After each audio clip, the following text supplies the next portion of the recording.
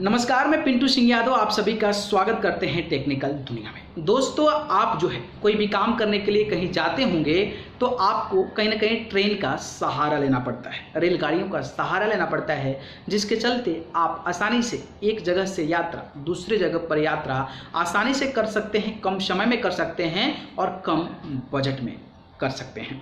लेकिन अगर आप ट्रेन में चढ़ा होगा तो ट्रेन में जब चढ़े होंगे तो आपको दो प्रकार की ट्रेन दिखती है।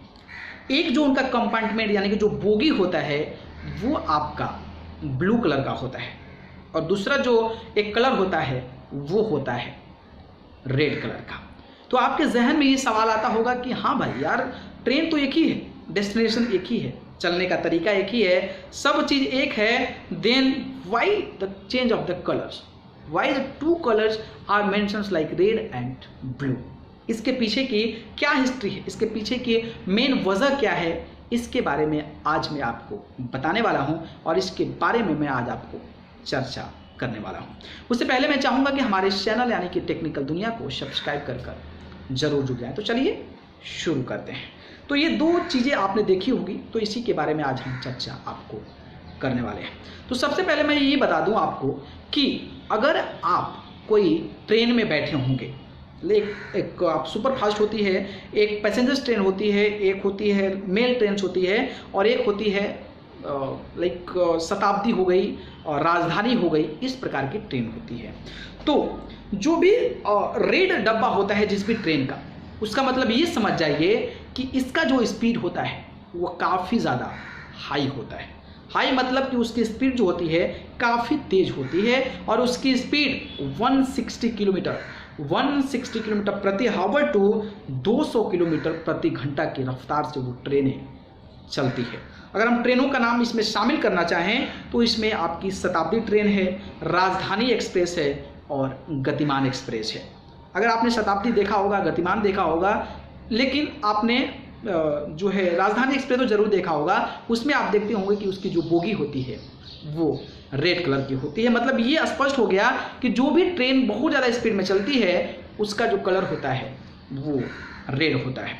लेकिन जिसमें ब्लू डब्बे होते हैं उसकी जो स्पीड होती है वो 70 to 140 किलोमीटर प्रति आवर से होती है, यानी कि 70 से 140 किलोमीटर प्रति घंटा की रफ्तार से चलती है। मतलब इस तरीके से कह सकते हैं कि जो ब्लू कंपार्टमेंट या जो ब्लू डब्बा होता है ट्रेन का वो लो स्पीड ट्रेन के लिए होता है।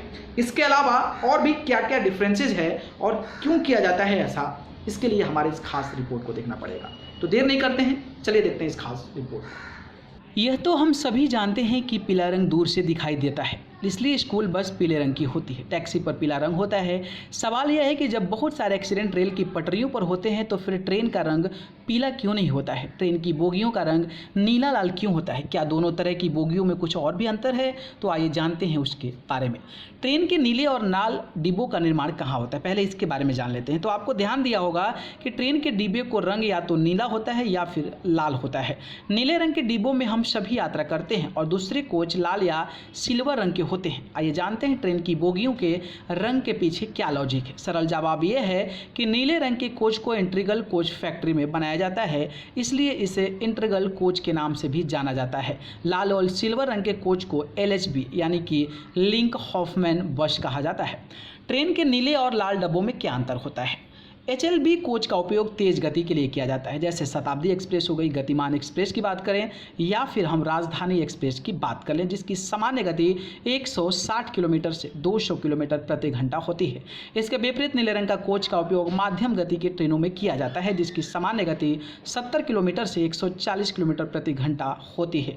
इतनी गति में ये दोनों कोच आसानी से यात्रियों को मंजिल तक पहुँचा देते हैं। ट्रेन के नीले और लाल डब्बों में सबसे खास बात क्या है? LHB कोच के डिब्बे आसानी से पटरी से नहीं उतरते हैं और ये एल्यूमिनियम तथा stainless steel anti telescope system के द्वारा बनाए जाते हैं। वहीं अगर ICF कोच के बारे में बात करें तो इसे बनाने में माइल्ड स्टील का प्रयोग किया जाता है। ये कोच बड़े झटके भी आसानी से झेल लेते हैं जिसकी वजह से एक्सीडेंट की आशा बहुत ही कम हो जाती है, जबकि LHB कोच में डिब्बों को जल्दी रोकने के लिए डिस्क ब्रेक लगाए जाते हैं। ट्रेन के नीले और लाल डिब्बों के पहियों का क्या अंतर होता है? अगर कोच के व्हील के बारे में बात करें तो एलएचबी का व्हील आईसीएफ कोच से छोटा रखा गया है। इससे अधिक स्पीड पर ट्रेन से सुदृढ़ रख दुर्घटनाओं की संभाव्यता को अल्प किया जाता है। एलएचबी कोच को 5 लाख किलोमीटर चलने के बाद रिपेयर की ज़रूरत पड़ती है, जबकि आईसीएफ कोच में 2 से 4 लाख किलोमीटर चलने के बाद इनके रिपेयरिंग की ज़रूरत पड़ती है। तो देखा आपने कि जो मैंने आपको जानकारी दी कि बेसिकली जो ब्लू और रेड कलर होता है उसके पीछे का रीज़न क्या है और उसके बारे में मैंने आपको जानकारी दी। अगर ये जानकारी पसंद आई हो तो इसको लाइक कमेंट शेयर कर दीजिए, और चैनल को पसंद करते हैं तो फिर सब्सक्राइब कर जरूर जुड़ जाएं। अगर आप मुझसे जुड़ना चाहते हैं तो आप मुझे फेसबुक, इंस्टाग्राम, ट्विटर पर जाकर पिंटू सिंह यादव सर्च करें, नहीं तो मैं डिस्क्रिप्शन में लिंक दे देता हूँ, वहाँ से जाकर आप मुझे फॉलो कर सकते हैं। आप सभी को बहुत बहुत धन्यवाद। नमस्कार।